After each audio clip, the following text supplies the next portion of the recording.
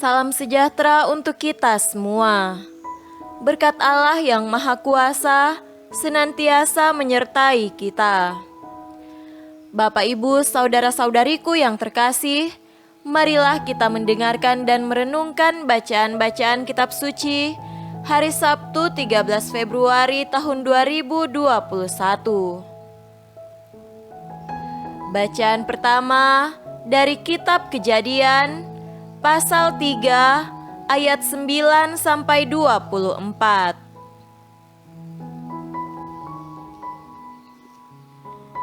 Tetapi Tuhan Allah memanggil manusia itu dan berfirman kepadanya, "Di manakah engkau?" Ia menjawab, "Ketika aku mendengar bahwa engkau ada dalam taman ini, aku menjadi takut karena aku telanjang. Sebab itu aku bersembunyi." Firman-Nya, "Siapakah yang memberitahukan kepadamu bahwa engkau telanjang? Apakah engkau makan dari buah pohon yang kularang engkau makan itu?" Manusia itu menjawab, "Perempuan yang kau tempatkan di sisiku, dialah yang memberi dari buah pohon itu kepadaku, maka ku makan." Kemudian berfirmanlah Tuhan Allah kepada perempuan itu, "Apakah yang telah kau perbuat ini?" Jawab perempuan itu, "Ular itu yang memperdayakan aku, maka ku makan."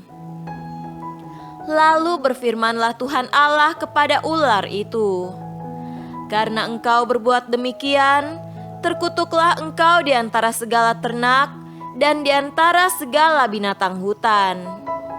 Dengan perutmulah engkau akan menjalar, dan debu tanahlah akan kau makan seumur hidupmu.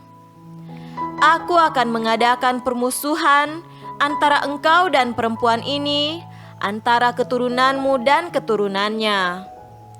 Keturunannya akan meremukkan kepalamu, dan engkau akan meremukkan tumitnya." Firman-Nya kepada perempuan itu, "Susah payahmu waktu mengandung akan kubuat sangat banyak. Dengan kesakitan engkau akan melahirkan anakmu. Namun engkau akan berahi kepada suamimu, dan ia akan berkuasa atasmu." Lalu firman-Nya kepada manusia itu, "Karena engkau mendengarkan perkataan istrimu dan memakan dari buah pohon yang telah kuperintahkan kepadamu, jangan makan daripadanya, maka terkutuklah tanah karena engkau. Dengan bersusah payah engkau akan mencari rezekimu dari tanah seumur hidupmu.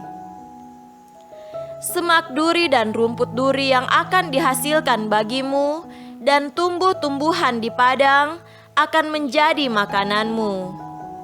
Dengan berpeluh engkau akan mencari makananmu, sampai engkau kembali lagi menjadi tanah, karena dari situlah engkau diambil.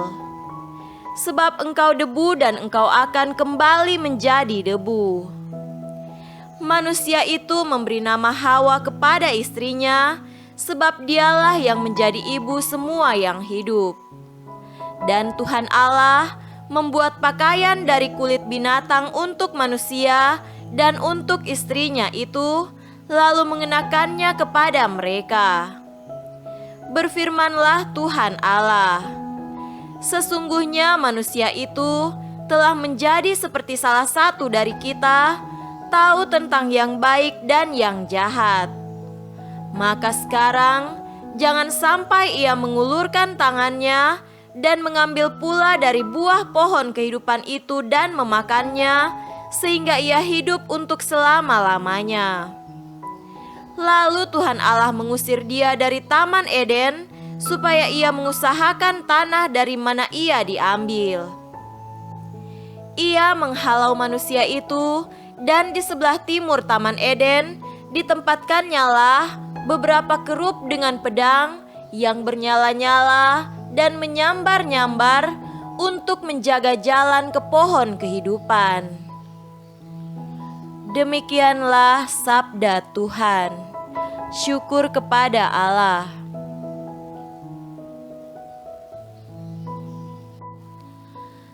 Tuhan beserta kita, sekarang dan selama-lamanya. Inilah Injil Yesus Kristus menurut Markus. Dimuliakanlah Tuhan. Injil Markus pasal 8 ayat 1 sampai 10. Pada waktu itu, ada pula orang banyak di situ yang besar jumlahnya, dan karena mereka tidak mempunyai makanan, Yesus memanggil murid-muridnya dan berkata, "Hatiku tergerak oleh belas kasihan kepada orang banyak ini. Sudah 3 hari mereka mengikuti aku, dan mereka tidak mempunyai makanan. Dan jika mereka kusuruh pulang ke rumahnya dengan lapar, mereka akan rebah di jalan, sebab ada yang datang dari jauh." Murid-muridnya menjawab, "Bagaimana di tempat yang sunyi ini orang dapat memberi mereka roti sampai kenyang?" Yesus bertanya kepada mereka, "Berapa roti ada padamu?" Jawab mereka, 7. Lalu ia menyuruh orang banyak itu duduk di tanah. Sesudah itu, ia mengambil ke-7 roti itu, mengucap syukur, memecah-mecahkannya dan memberikannya kepada murid-muridnya untuk dibagi-bagikan, dan mereka memberikannya kepada orang banyak. Mereka juga mempunyai beberapa ikan, dan sesudah mengucap berkat atasnya, ia menyuruh supaya ikan itu juga dibagi-bagikan. Dan mereka makan sampai kenyang. Kemudian orang mengumpulkan potongan-potongan roti yang sisa sebanyak 7 bakul. Mereka itu ada kira-kira 4.000 orang. Lalu Yesus menyuruh mereka pulang. Ia segera naik ke perahu dengan murid-muridnya dan bertolak ke daerah Dalmanuta. Demikianlah Injil Tuhan. Terpujilah Kristus.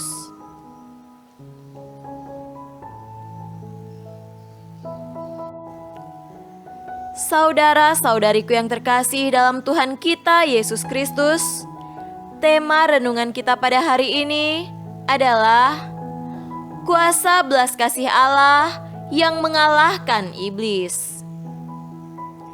Iblis tidak pernah mendapat posisi di hadapan Allah. Iblis selalu kalah dan tersingkir sampai ke jurang yang paling dalam. Tetapi iblis masih dapat memperdaya manusia. Iblis mempunyai kekuatan untuk memikat manusia, bahkan membuat manusia merasa nyaman dalam keberdosaannya. Pada tingkat inilah iblis menguasai manusia dan menghancurkannya. Saudara terkasih, tragedi manusia pertama jatuh ke dalam dosa bagaikan luka lama yang tidak tersembuhkan. Manusia bersembunyi dari Allah, seolah Allah tidak mampu melihatnya. Ketika manusia berbuat dosa, ia menjadi takut. Manusia takut bukan karena Allah akan marah, melainkan karena dalam keberdosaannya ia telanjang di hadapan Allah. Meskipun demikian, Allah tidak pernah menyingkirkan manusia dari rahmat-Nya. Allah senantiasa berbelas kasih dan memberikan kuasa kepada manusia untuk mengalahkan iblis yang sewaktu-waktu siap mencengkram. Saudara-saudariku terkasih, belas kasih Allah ini secara nyata tampak di dalam diri Yesus dalam bacaan Injil pada hari ini, ketika Yesus menyaksikan ribuan orang yang mengikutinya mengalami kelaparan. Lapar menjadi pintu masuk bagi iblis untuk memperdaya manusia. Ketika manusia lapar, ia tidak dapat mengendalikan diri dan emosinya. Disitulah ia terjebak dalam godaan iblis.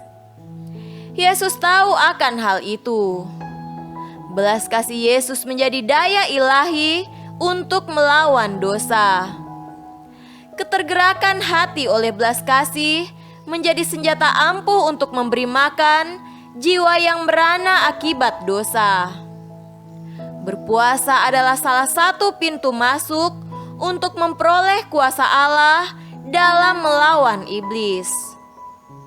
Dengan berpuasa, kita dapat mengetahui gerak-gerik iblis yang berusaha untuk menjerumuskan kita. Kita dapat melatih diri dengan berpuasa pada waktu-waktu tertentu di luar waktu yang ditetapkan secara resmi oleh gereja. Mari saudara-saudariku yang terkasih, kita memohon roh belas kasih Allah agar kita dimampukan oleh kuasa Allah untuk mengalahkan iblis dalam hidup kita. Semoga demikian. Amin.